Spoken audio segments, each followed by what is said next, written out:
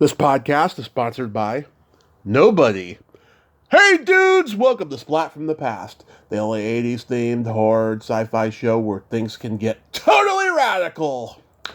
Now today I will be welcoming back the hilarious, multi-talented Monica Parker. We will be celebrating the 35th anniversary of He's My Girl, very funny, underrated cult film from 1987, where she plays the wisecracking Southern Belle door lady, Sally, and it's going to be great to talk to Monica again. She was on here back in March of 2018. I wanted her back on later that year, but I got super busy, and plus, Monica and I didn't get connected on Facebook until maybe a year and a half ago, maybe even 2 years ago, and I got super busy. She wasn't on my radar after the first interview, but we're going to talk today, and I can't wait. We're going to talk about other film roles that she did that we didn't get to last time, and stuff that she's written, produced, and she, at that time, she had written 3 books. Now I'm going to find out if she's written a 4th, or maybe even a 5th or 6th. We shall see, and I can't wait. Monica is Canadian, and she's a lot of fun, and she's so talented, like I said. So yeah, here is my new interview with Monica Parker. Hey Monica, welcome back. Hi, how are you? Oh, I am just spectacular. It's been over 4 years since our last conversation. What a strange turn that the world has made since then, huh? Oh, yeah, we had a slight time out. Absolutely. But it's great to have you back, and Thank you. happy birthday to our mutual friend Arlene Sarner. One of my longest time friends, yes. Yeah, last year we celebrated the 35th anniversary of Peggy Sue Got Married. Oh, how funny. Well, oh yeah, how funny that it's 35 years. Ouch. 36 now for that movie. But it's also 35 years for He's My Girl. Can you believe it's been 35 years since you made that movie? Yeah, I mean, yes, 35 years is ridiculous. Blink and it's done, right? Exactly. And no, I can't believe it.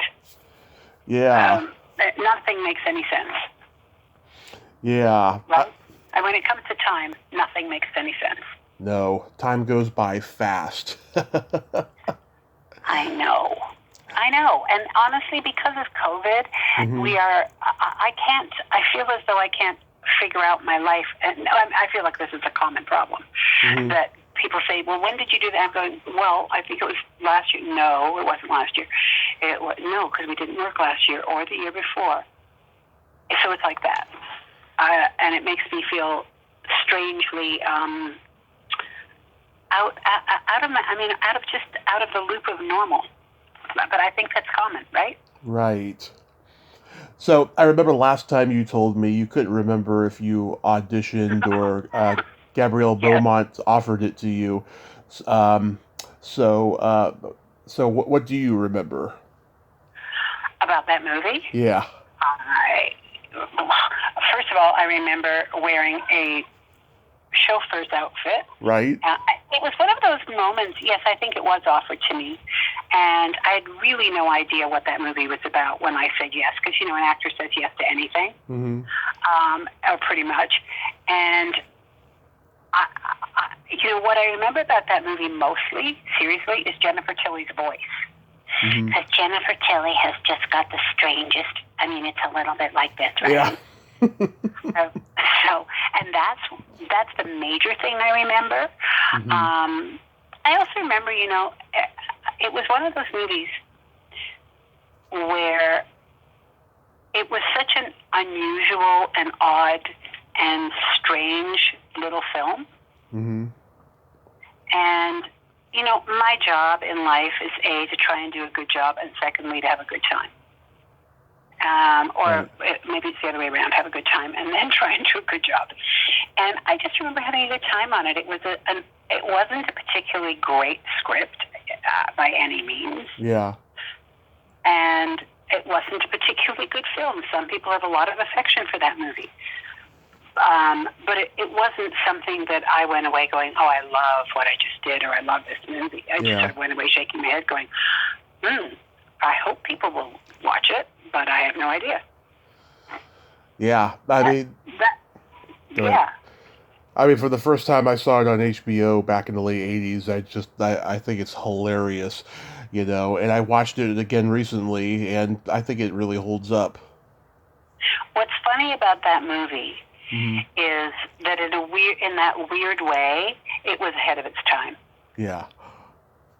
In a very odd way, and it was funny, and that it's not. I mean, I love hearing you say that you watched it again and it's held up the test of time. So what you need to know about me is I do the jobs and I rarely watch what I do. A lot of people are like that, yeah. Right. So that's me. It's terrifying to watch what you do. Mm-hmm. The doing is the best part, and sometimes when you have to watch because you're either in an editing room or you're at a screening or whatever, I'm always like, oh, please, this is painful. Yeah. Not other people, me. Right. But a lot of actors feel that way. Yeah. It's not a comfortable thing to watch yourself. You're constantly critiquing and saying, I should have done this way, I should have done that with this way, and why is my one eye bigger than the other? Yeah. It was never quite clear to me whether or not that was a chauffeur's uniform or a bellhop uniform at the hotel. But I thought you looked really cool in it. Did they let you keep it? I don't think anybody let me keep it. No, I don't even think I asked for it. Yeah. No, but I did think it was a made-up uniform. I mean, you're right. It could have been anything. I could have been a bellhop. It was red, wasn't it? Yeah, and you had that red beret. Wow, you could have at least kept the beret. That was cool. Or maybe even sell it on eBay. If I was going to sell something on eBay, I think there's so many other things I would have gotten more money for. Yeah. Yeah. I mean, I told you last time that that's a role that Edie McClure could have played as well. You told me you two were always up for each other's parts and stuff. At that time, yeah, definitely. Funny women. Yeah. Right? Right. And this was a Scotti Brothers production, and people don't realize, Scotti Brothers had their own record company. They had Weird Al Yankovic and the band Survivor on it, but they also made independent films like this, and Eddie and the Cruisers 2 comes to mind. And so it was a low-budget movie. I wonder if they have any attachment to the new Al Yankovic, which I think might be amazing. Maybe? Isn't that the one that Harry Potter, what's his name? Isn't that the one he's just done? Oh yeah, the movie Weird. Yeah, I haven't seen I wonder if they have any attachment to it if they owned it.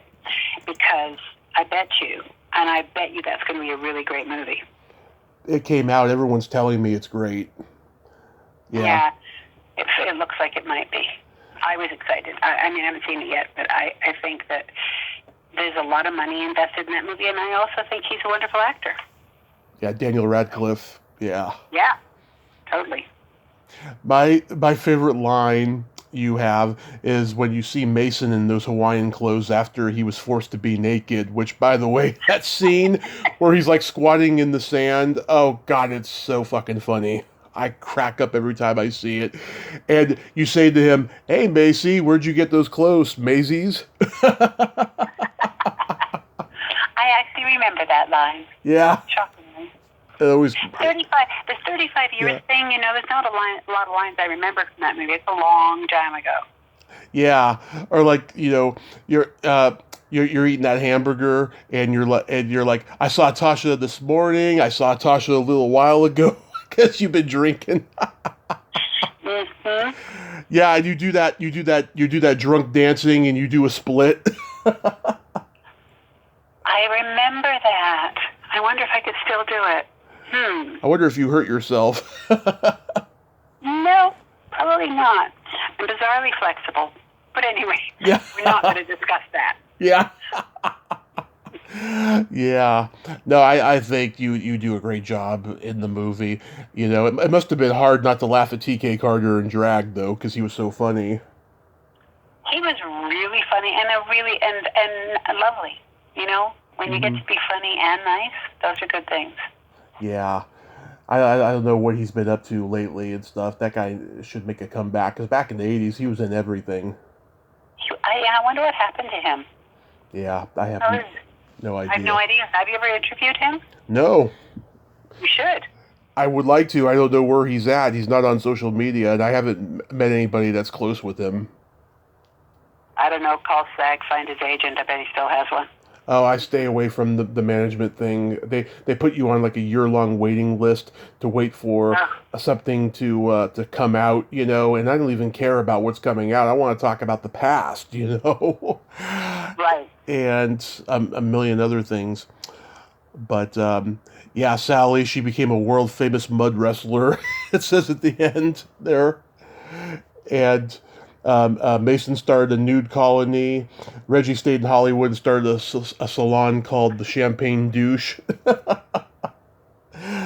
Yeah, it's hilarious. I love that you're a fan of it. I mean, really. Mm-hmm. Amazing. Yeah, and that girl, Misha Kay, who played Tasha, she was good. She only has like 3 credits on her IMDb. Was she good to work with? I don't know. I have no memory of her. Okay. So how's that? Did I actually drive her anywhere? Because if I didn't, yeah. if I didn't, it would be fair to say that we never even met. Yeah. Right? Yeah. You had like maybe one or 2 scenes with her or something like that.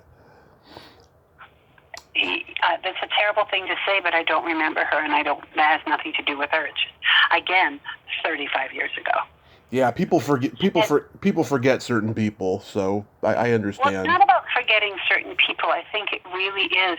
You know, if you do a lot of work and there's a lot of movies, it's hard to remember everyone you've ever worked with, and especially if you don't have scenes together. One of your first movies up in Canada was called Keep It in the Family. This is my very first movie. I can't believe you're talking about my very first movie, but it was. Yeah. And it was a very seminal, important movie because it's the movie I met my husband on. Oh, really? Actually, it wasn't my first movie. Foxy Lady was my first movie. Keep It in the Family is my second movie. But it's the movie I met my husband on, so that's a long time ago. Yeah. Wow. You've been together ever since? We have. Nice. And happy for it. Nice. Keep in the Family. Oh my God, I have a great story about Keep in the Family. Okay. So, in the because I was part of a commune in this movie, right? Right. And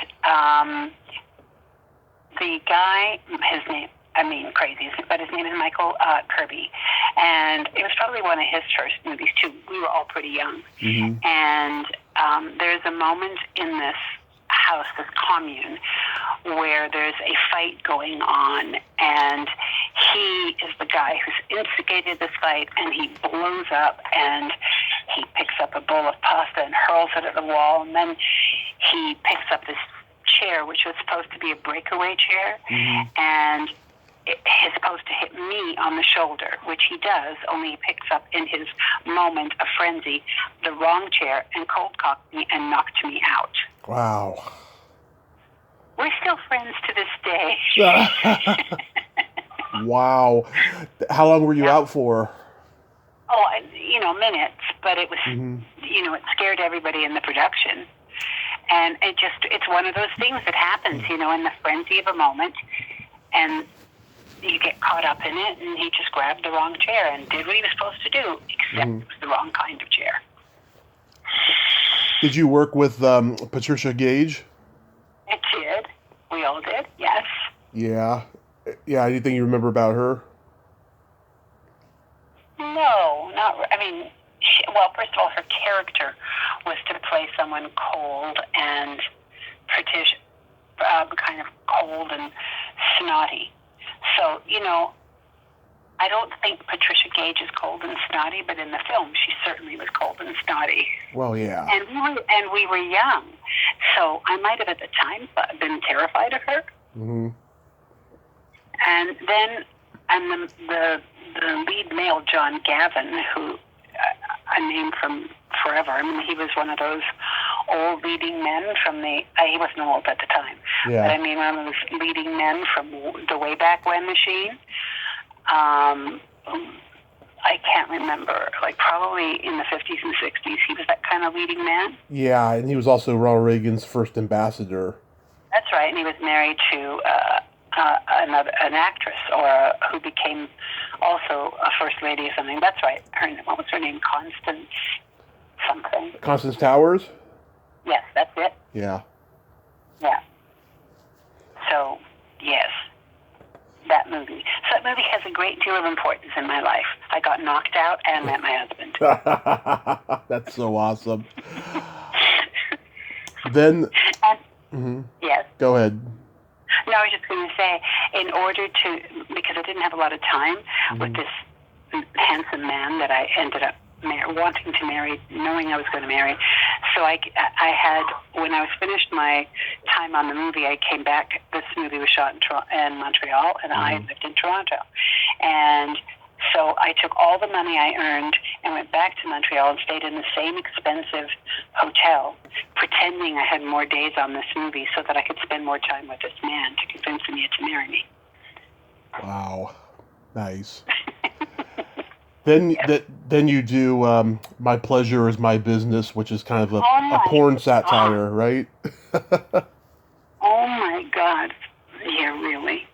I was probably in my early 20s playing a psychiatrist to Xaviera Hollander.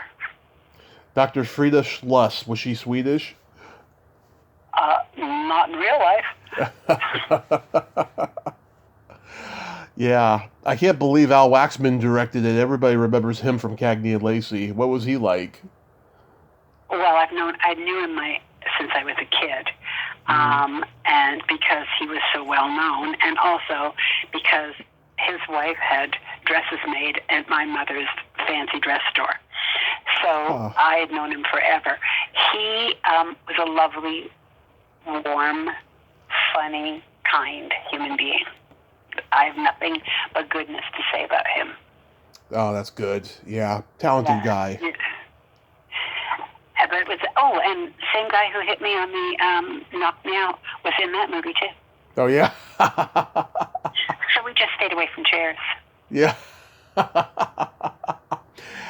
Then you play Fat Lady in Running, the Michael Douglas movie. How was that experience? Minor. Yeah.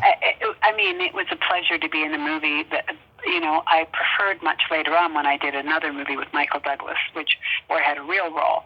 I mean, Running didn't feel like I was some woman. That's right, I didn't even get a character's name.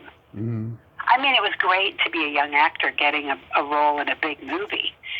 And the experience was fine, but it was, come in and shoot and goodbye. Yeah.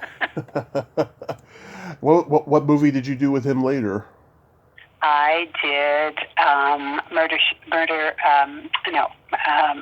what's it called? Murder. I did so many movies with murder in the title.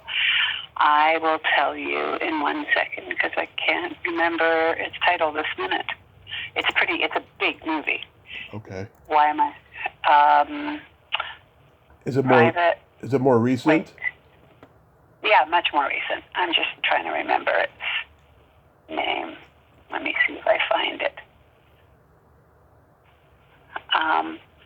In 1 second. Okay, it was A Perfect Murder. Oh, A Perfect Murder, okay.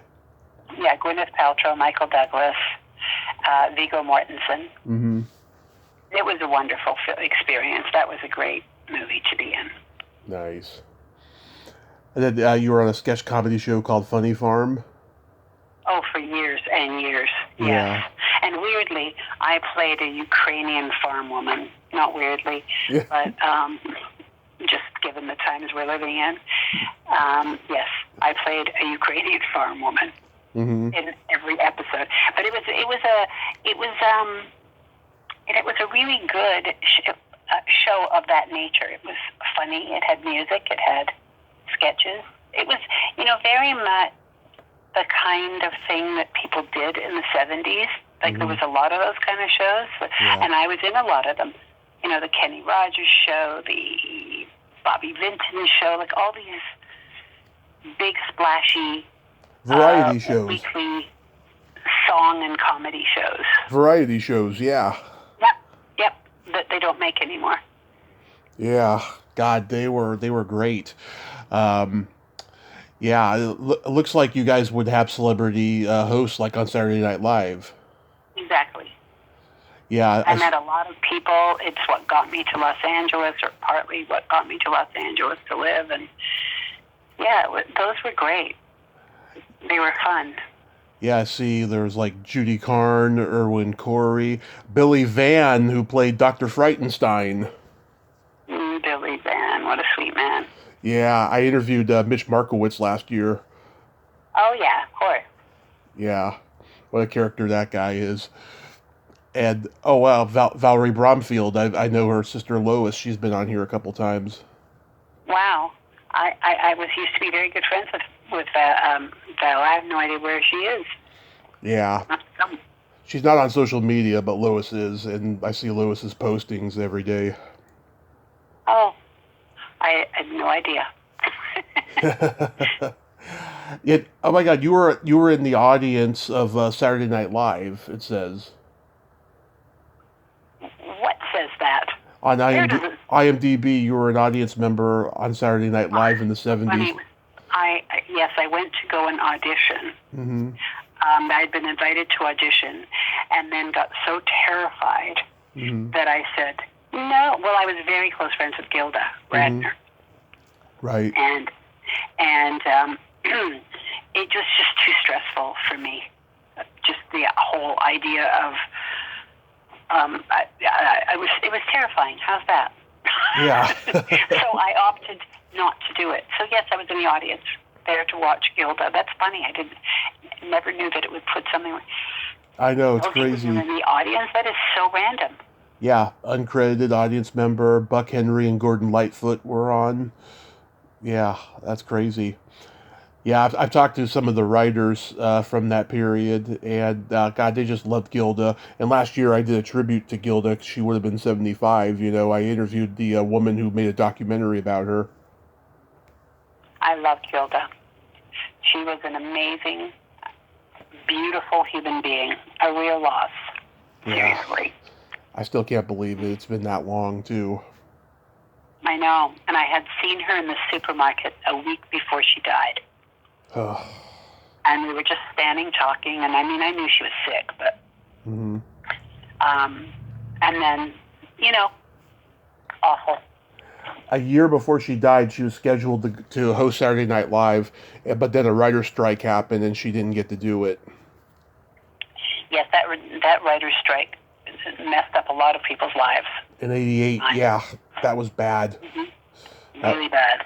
A lot of the productions had to discreetly shoot in LA, or they had to go up to Canada or Atlanta or something.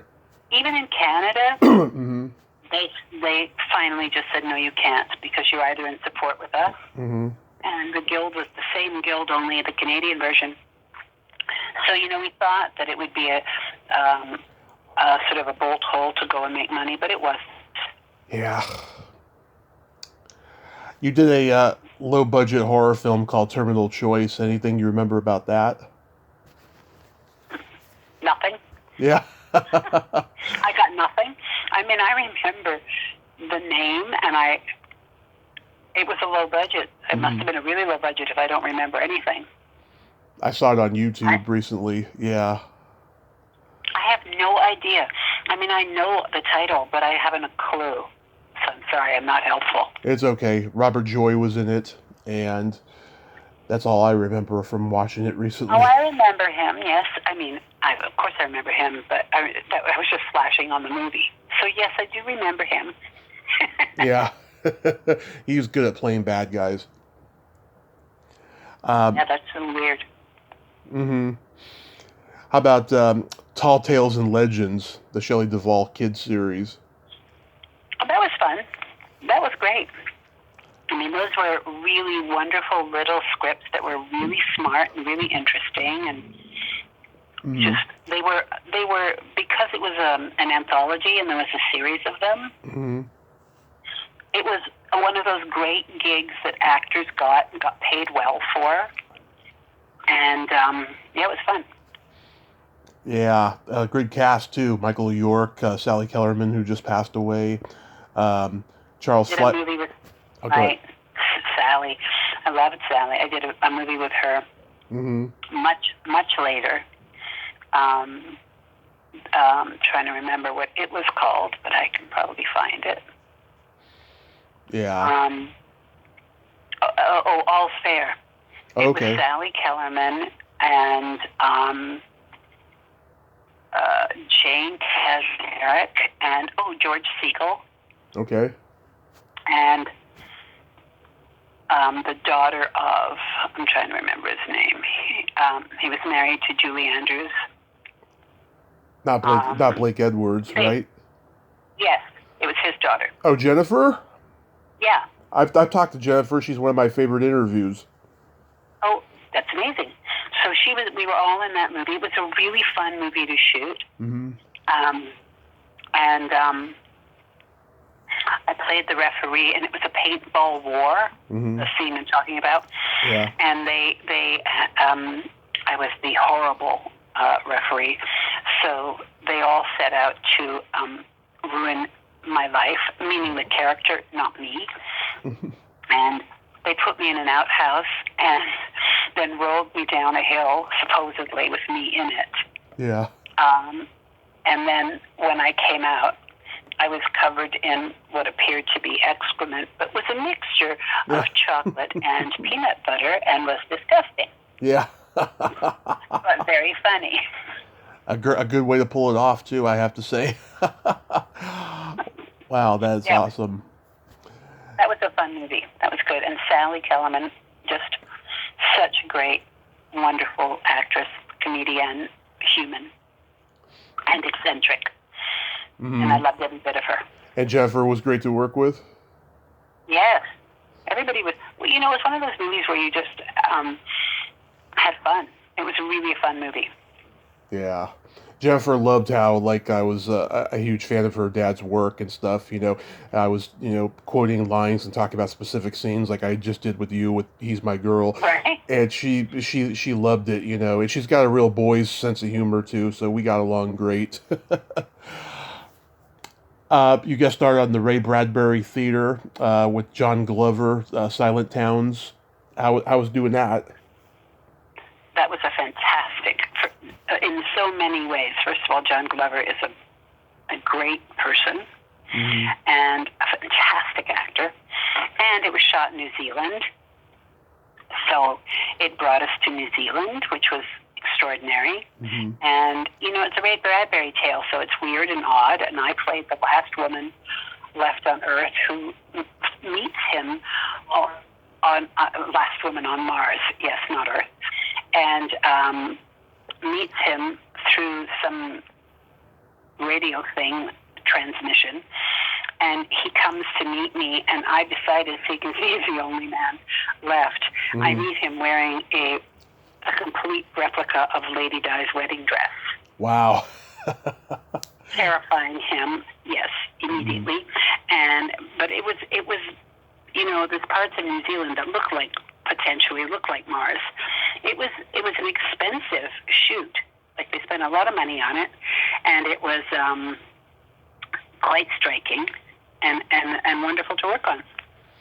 Awesome. Yeah, you must have learned a lot about acting from him because he's a master craftsman. He's such a good actor. He's a wonderful actor. Yeah.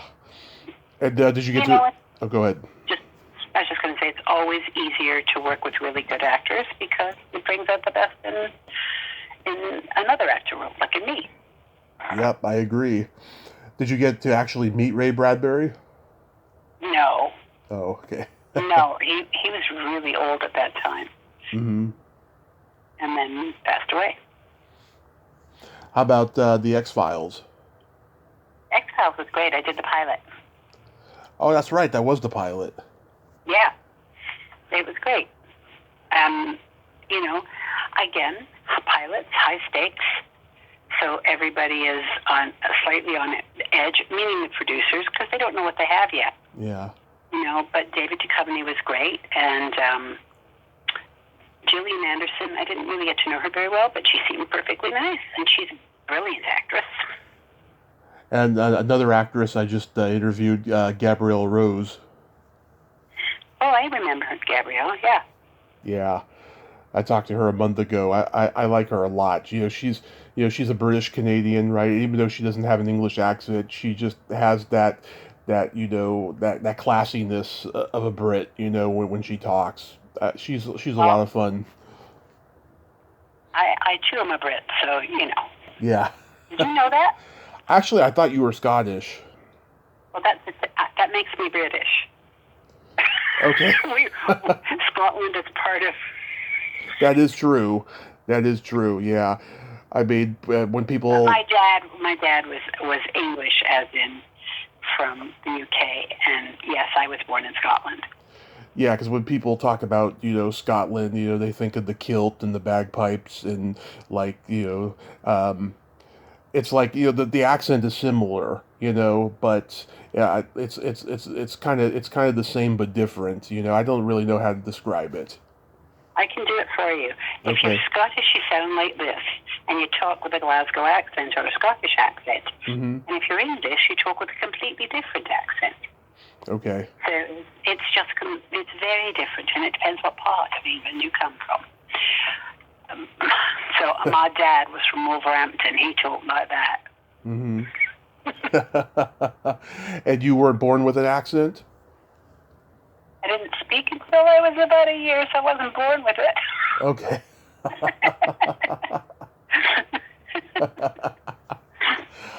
But yes, that's the one I had. Yeah, I didn't move to Canada till I was 13. Okay. Yeah, a lot of Brits go to Canada, I've noticed. Yeah, I think that it's true, and I think it was the opportunities, the new world at the yeah, it's a friendly country, is still part of the Commonwealth. So yes, I think there's a lot of loyalty between the two. Interesting. But then I moved to America. Yeah. How about working on Nancy Drew? That was sweet. That was fun. Emma was, oh my God. Emma Roberts. Emma Roberts. She was pretty young because I played the nanny. Yeah. Yes. I interviewed the screenwriter Tiffany Paulson, because she was in one of the Friday the 13th movies, and she did a movie that Emma starred in a couple years ago called Holiday on Netflix. Did you see that? Oh, I saw that. She was great in it. Yeah. Okay. So, I don't like to watch Christmas movies that often because every time I see it, it's the same old schmaltz we've seen a million times. Exactly. I hate Christmas, and at the end, I love Christmas, or stuff like that. But the moment that I heard the first line, "Fuck Christmas," I knew I was going to love this movie, and I did. Yes, because it was irreverent and funny, and Yeah. not that from the factory of Christmas movies, which is each one is the same, right? Yes. Yeah, this was totally different. I mean, it wasn't mean-spirited like Bad Santa, but it was just as irreverent and funny, that little hand job moment just, oh God, took me by surprise. Yeah, wouldn't it though? Yeah. It was great. Yeah. And they have another movie that just came out. I can't remember the name of it, but it's a romantic comedy. I heard it's less irreverent though. But yeah, Holiday. I tell everyone, if you want to see a more recent Christmas movie that's funny, go watch Holiday. Gee, I just watched a Christmas movie that was so unexpected, and I wish I could remember its name, but I can't. Mm-hmm. And I saw it on. It must have been Prime. Mm-hmm. It was it may come to me while I'm talking to you, it may not. but it was outrageously irreverent and really funny. And I'm sorry, I can't remember the title. It's okay. It's okay. If you think about it later, just message me on Facebook. Okay. Yes, You did a Christmas movie, Home by Christmas. I did. Yeah, I wrote it. with Nancy Silvers. Yes. Yeah, it's Phil Silver's daughter. Nancy's one of my best friends. Yeah, Phil Silver's daughter. That's right. Yeah, I tried getting Kathy on here a few years ago, but she never responded. And I can't tell you why. I mean, Oh, no idea. I'm not looking for an answer. I know that these people with big names are busy. you know, I was working with Linda Hamilton. I heard she's a sweetheart. Linda Hamilton is one of the nicest, really nicest women I've ever worked with. She's great. Mm-hmm. She's really lovely. That was a fun movie. Yeah, a few years ago, you did Stardust. Did you get to work with Mark Maron? I did. How long ago was that? Not that long ago. It was just pre-COVID. Yeah, it came out in 2020. Right. Yeah, he's an interesting character. He's my podcast hero. Oh, of course he is. That makes total sense. Yeah, I listened to him when I was in the hospital recovering from my accident. And, I knew him as a comedian, right? But I didn't know he had that podcast. It had been out by 6 years by that point. I was like, damn, he's a good interviewer. He's a really good interviewer, and he's really curious. And and you had an accident? Yeah, in 2015, I had a car accident. And I spent 30 days in a coma. Oh, my God, Tommy. Yeah. That's horrible. It was, I'm but glad you're okay. it was the best thing that ever happened to me, though, because I was an alcoholic mess. And now, not. I've been sober 7 years. Yeah. The only thing I have to worry about now is...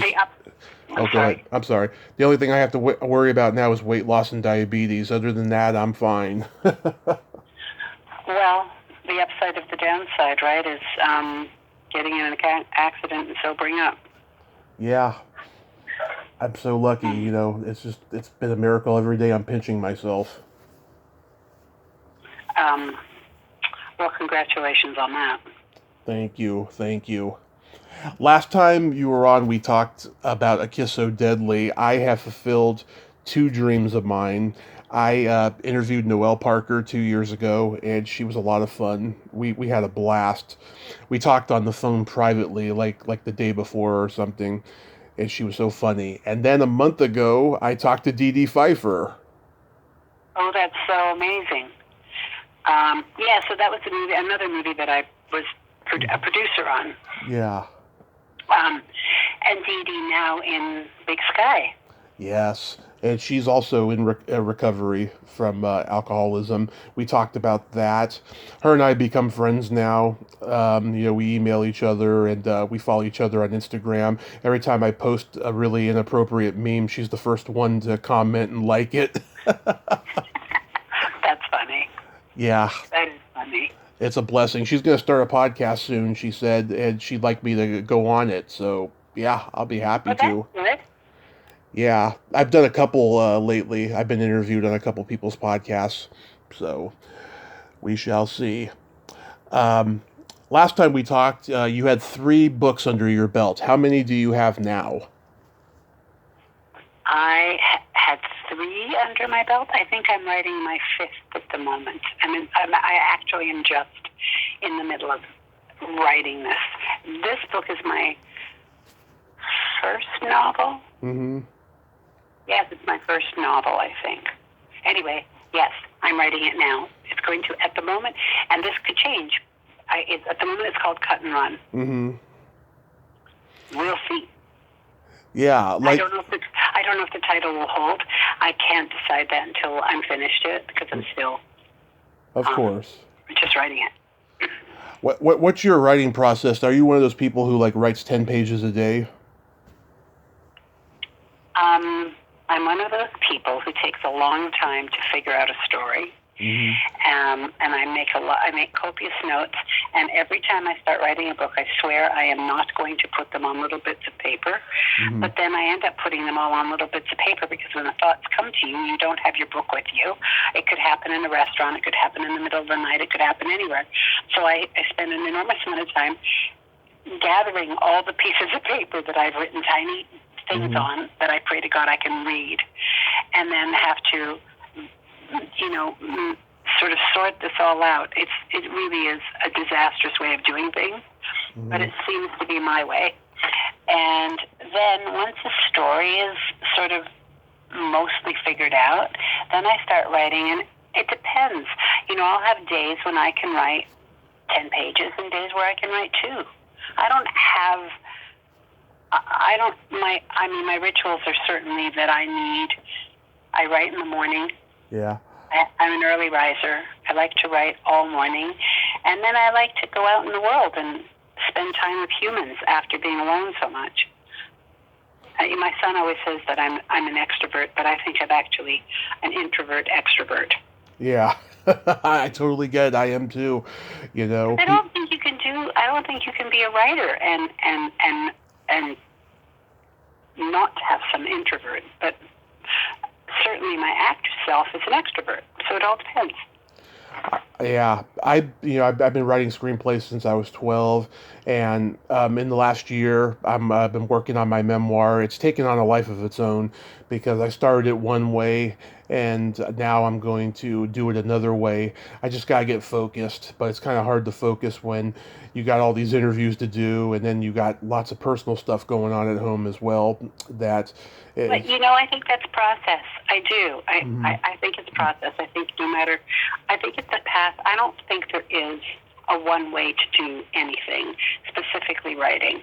And I think some people write in spurts and then put it down and then come back to it. I think once you have a really focused idea of once you catch whatever that lightning in the bottle is, Mm-hmm.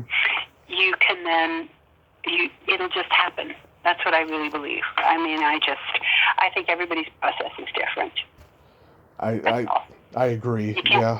You can't beat yourself up for it. That's all. Because you do a lot of things. And if you do a lot of things, it's hard to carve out time. Right. Unless you got a publisher deal and you got a deadline. Well, those are wonderful things. Yeah. They're wonderful things. But also I like variety. I love being an actor. I just did a pilot. No, I did a movie that is a pilot called Limestone Gumption from a book, and it was really wonderful to do. It sort of is a Southern Gothic. Ooh, nice. Thing. It's going to come.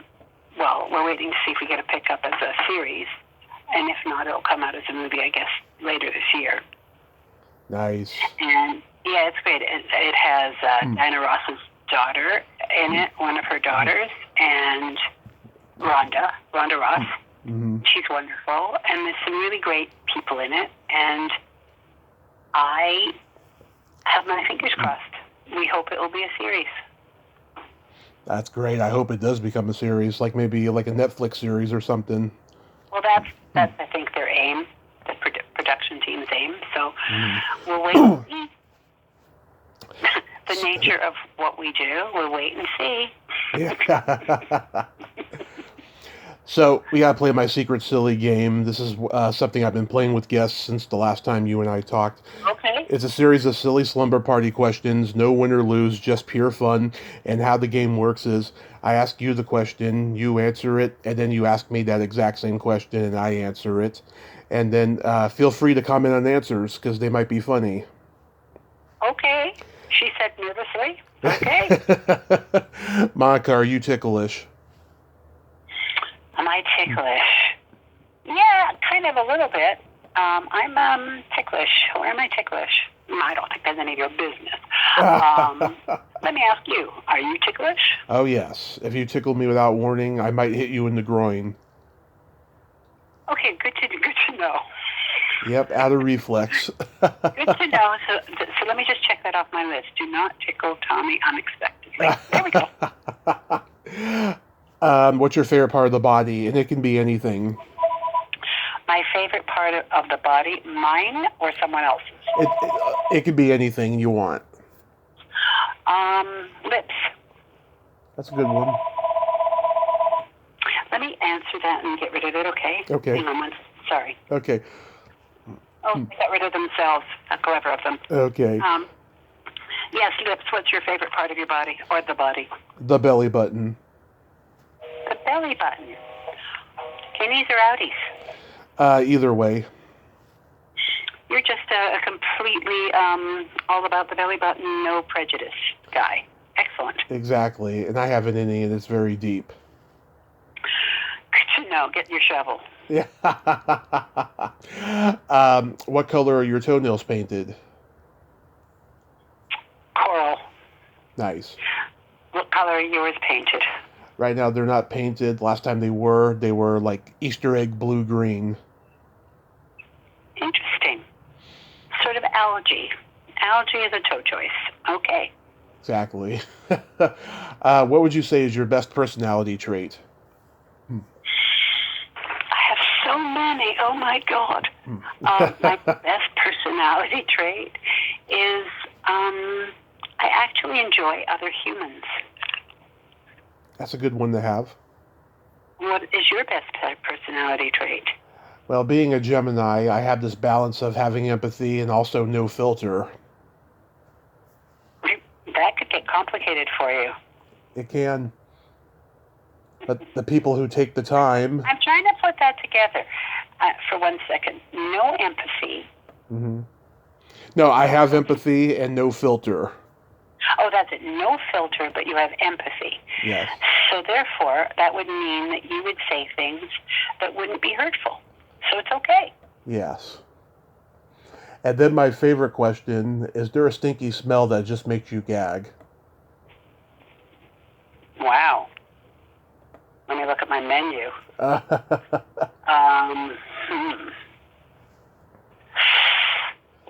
that's a hard question. So I'm thinking for a minute if there's a smell that makes me gag. Oh. Yeah, this is terrible to say, but if you walk by a homeless encampment, Yeah. and this is not to disparage homeless people. I've been homeless, I know. So it's just circumstance, but that's pretty bad. Yeah. Is there, is there a smell that make you gag? Either farts or feet.